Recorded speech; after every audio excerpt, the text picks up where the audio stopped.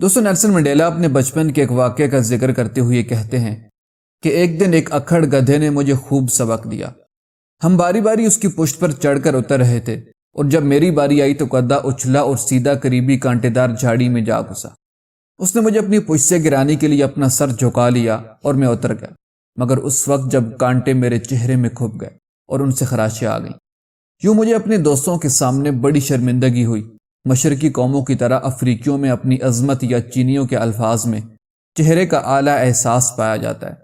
اپنے دوستوں میں میرا چہرہ کھو گیا تھا، اگرچہ جہاں ایک گدھے نے مجھے نیچے گرایا تھا تاہم اس سے مجھے یہ سبق مل گیا کہ کسی شخص کو رسوا کرنا اسے غیر ضروری طور پر برے حشر سے دوچار کر دینا ہے۔ اپنے لڑک پن میں اس حادثے کے بعد میں اپنے حریفوں کو رسوا کیے بغیر شکست دیتا تھا۔ اگر آپ کو ہماری یہ ویڈیو پسند آئی تو پلیز اس کو لائک اور اس طرح کی مزید انفارمیٹیو ویڈیوز دیکھنے کے لیے ہمارا چینل سبسکرائب کر دیں۔ جزاک اللہ۔